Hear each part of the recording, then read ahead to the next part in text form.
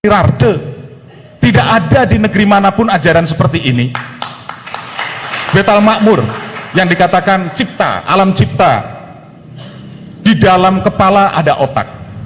Di dalam otak ada manik. Di dalam manik ada budi. Di dalam budi ada nafsu. Di dalam nafsu ada sukma. Di dalam sukma ada rasa. Di dalam rasa ada ingsun. Pencapaian rasa ingsun yang harus dicapai, Pak.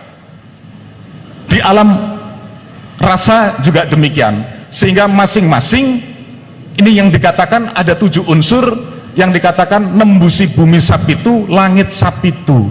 Ini yang harus menyatu. Kalau cipta rasa menyatu, maka karsa insya Allah akan baik, sehingga akan membuahkan karya yang baik. Tetapi kalau cipta berjalan sendiri tanpa rasa, jadinya carut marut seperti Nusantara seperti ini, karena hanya mendewakan akal.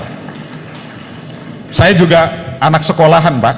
Jadi selama berjalan ini ternyata tidak gampang saya membuang ilmu pengetahuan, karena semua harus kosong. Selama otak kita terjebak, terjerat, terikat kepada dalil dan dogma, kita tidak akan mencapai sisi spiritualitas. Omong kosong itu. Maka ilmu tanpa laku adalah kesia-siaan belaka. Tapi laku tanpa ilmu terjadi penyimpangan. Sehingga berjalan harus berguru, karena kalau tidak berguru namanya pemimpinnya atau walinya wali setan, dikatakan begitu, sehingga akan terjebak kepada penyimpangan.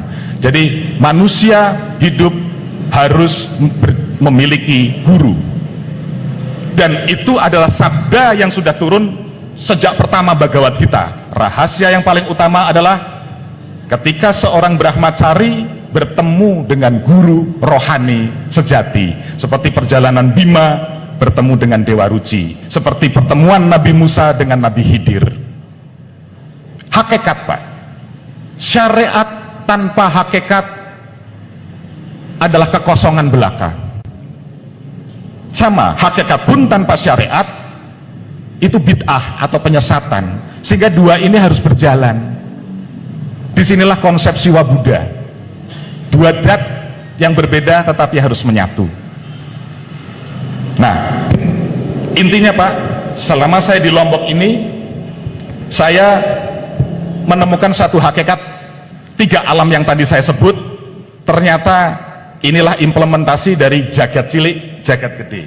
Sehingga Nusantara sebagai tubuh manusia, 3 alamnya ada di Jawa, Bali, Lombok. Inilah roh Nusantara. Jawa, Bali, Lombok adalah Jabal. Jabal itu adalah gunung yang kokoh, Jabal Nur. Segitiga. Segitiga adalah gunung. Segitiga adalah candi.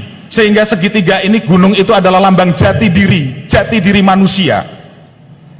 Sehingga ketika itu Nabi Musa pun ingin bertemu dengan Allah, pandanglah bukit itu.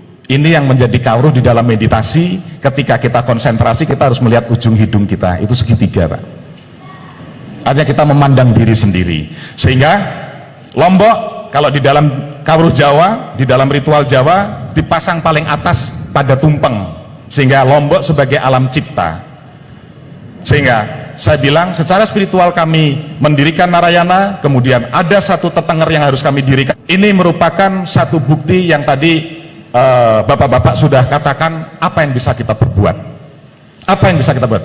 Jangan tanya apa yang bisa kau dapatkan dari negeri ini, dari Ibu Pertiwi, tapi tanyalah apa yang bisa kita berikan kepada Ibu Pertiwi.